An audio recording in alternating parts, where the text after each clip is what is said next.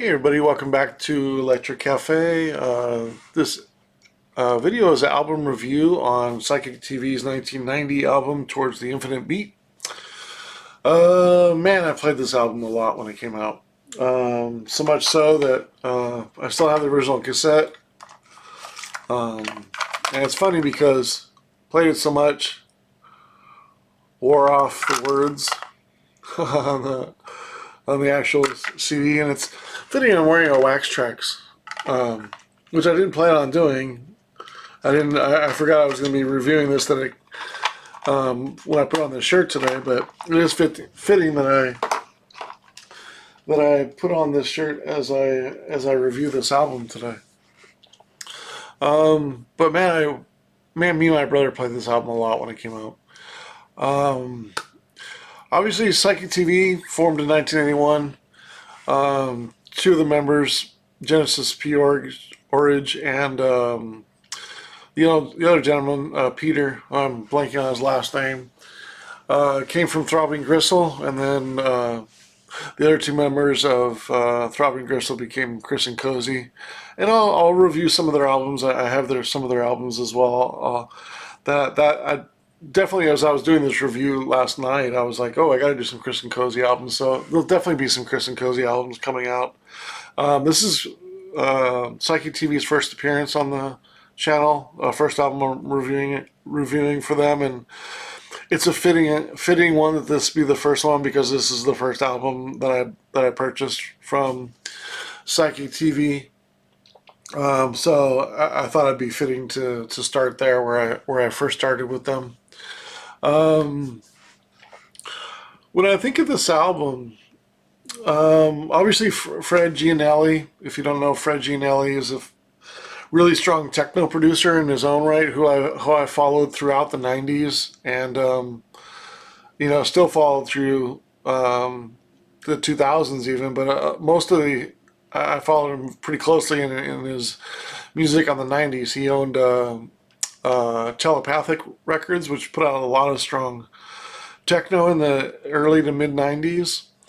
And then, of course, you have Genesis PR, the leader, the voice, the director, the vision of the band. I know he gets some slack for, maybe the person he is, and maybe, but I think like most artists, they have a little bit of, they want to be represented or be thought of in a particular light, and if people have a issue with that they get all steamed up and upset, and maybe there were some times where he didn't act all that great, or was aggressive, or bordering on maybe a jerk. But you can't really fault his vision in music, and one of the visions that he had, besides industrial and avant-garde music, was him mixing EBM with acid house and techno in this album, and just in some ways kind of,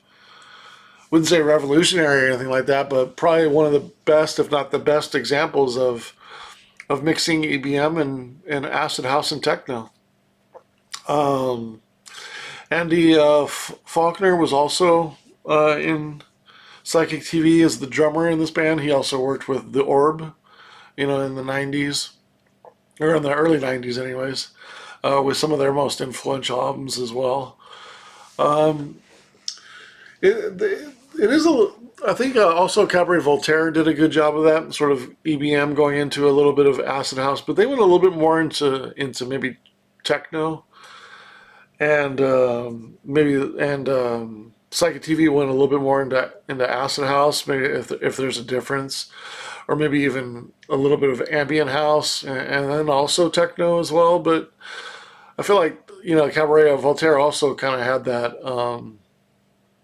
uh, sort of same bug that Psychic TV caught. Cabaret Voltaire, right around the same time, '87, '88, sort of got into acid house scene, and that was kind of when '86, '87 was sort of the beginning of acid house. So that makes complete sense.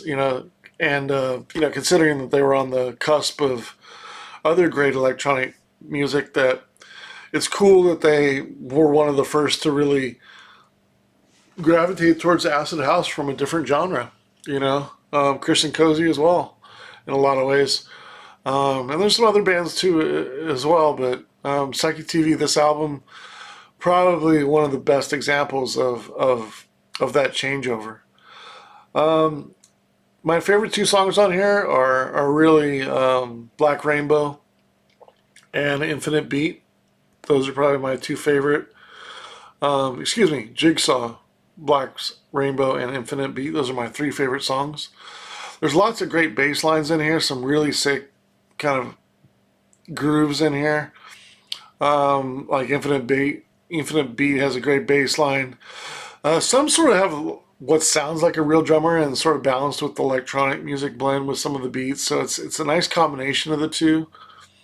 Um, and then Genesis, the lead singers slash leader. He kind of does some like spoken word over a lot of the songs, and there's a lot of good samples in here as well. I think it's a good mix of not over sampling, but some good sampling here and there that really kind of helps the songs, and just a lot of good kind of odd dance music in here is really kind of almost how I describe it.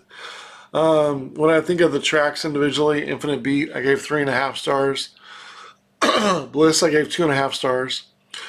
Drone Zone is kind of an odd interlude. It's a little bit over 3 minutes. I gave it a star and a half, but it doesn't really do too much. But it does have a cool sound. But I rated it kind of low because it is what it is. But I did kind of at the end, and you'll see with my scoring, I kind of took that track out in a way as far as it hurting the overall album because it's only really an interlude, and I don't know if I really even should uh, rate it.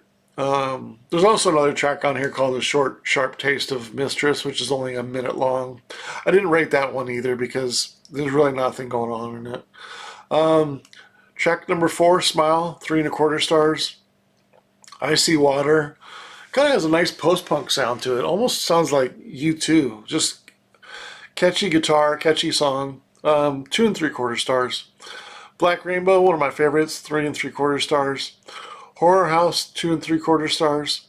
"Jigsaw," I really like Jigsaw. It's probably my favorite track. I feel like Black Rainbow is probably my favorite track, but I did put 4 stars down for Jigsaw, so I'm wondering if I maybe rushed to review that one, or maybe I'll check that one again, because I always feel like Black Rainbow was my favorite, but I really like the darkness and the sick beat on Jigsaw. It's so cool. So maybe they could have been even, but I do have Jigsaw at 4 stars. And then the last track, "Alien Being," I got 3.25 stars. Definitely another sick beat in here. Um, Overall, considering uh, Drone Zone, I have a 27.25 stars divided by 9, which is a 3.03. But I took that out because it's only an interlude. It's 2-3 minutes long and really doesn't do too much. And try to take into account that, and then score it without that. And without that track, it's a 3.21. So I think that's a little bit closer to where I felt like the album should be. If I take out that track, if you take out that track, there's still 8 tracks in there, and they're all like 5, 6, 7 minutes long. So some of them even longer on the original vinyl version.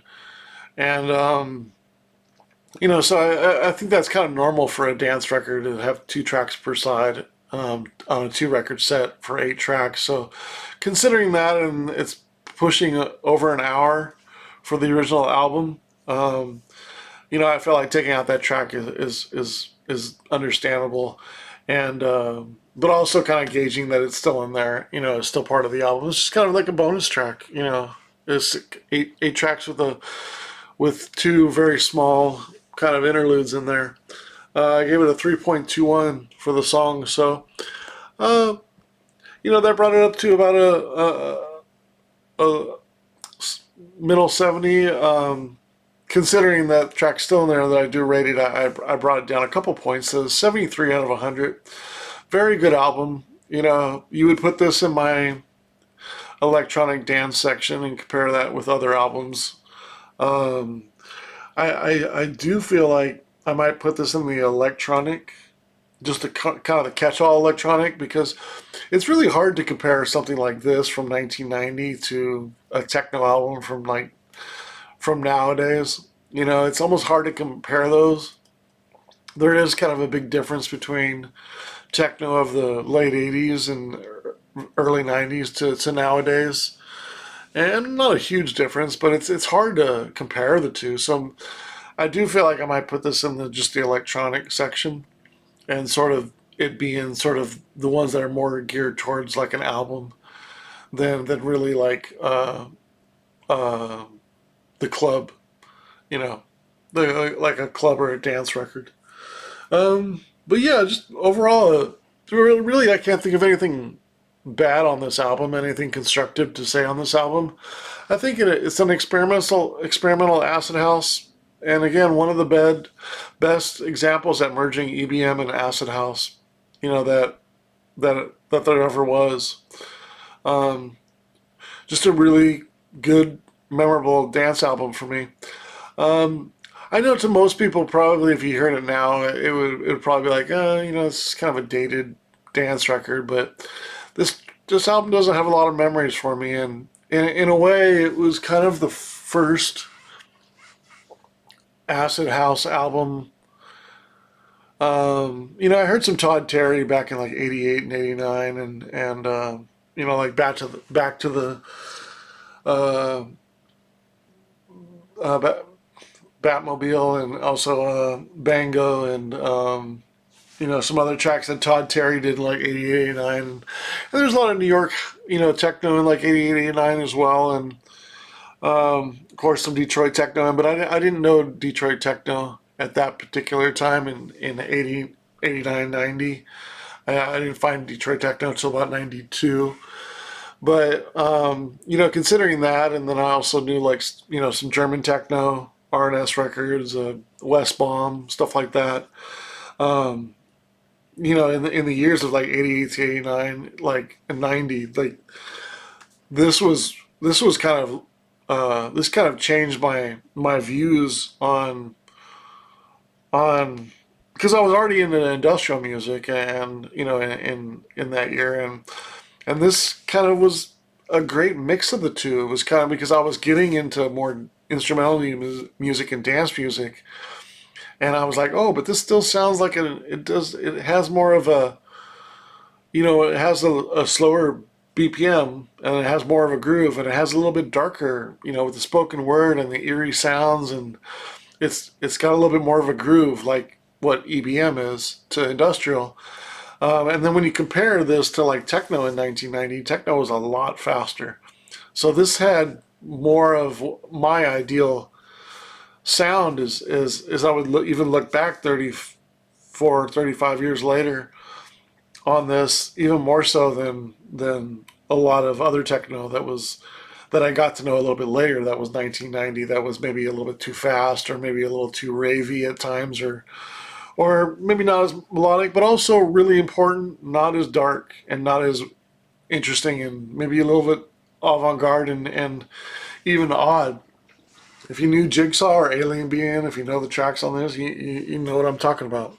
Just Dennis Piorg in general, just his spoken voice on a lot of music through the '90s was pretty interesting, and some of it was really cool.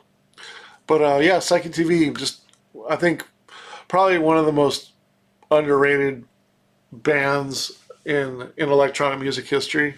Like you always kind of see like, you know, when people think of like the godfathers of electronic music that are non techno related, you know, or non house music related, maybe even non freestyle music related, you know, ones that sort of come from the industrial or new wave, or you know, like see, Psyche TV is one that's hardly ever mentioned.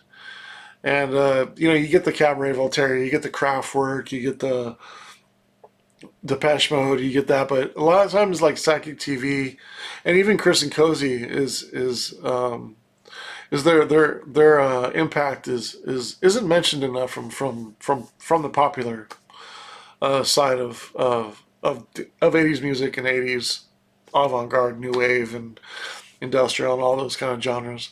But yeah, a really good album. If you like acid house and you don't know this album, or you like EBM and you think you like a little bit of techno, check out Psychic TV's Towards the Infinite Beat. I think you'll appreciate it, and it's got some cool tracks on it, and some surprisingly has some good songs in it. Like I See Water has again, it sort of sounds like a U2 song a little bit.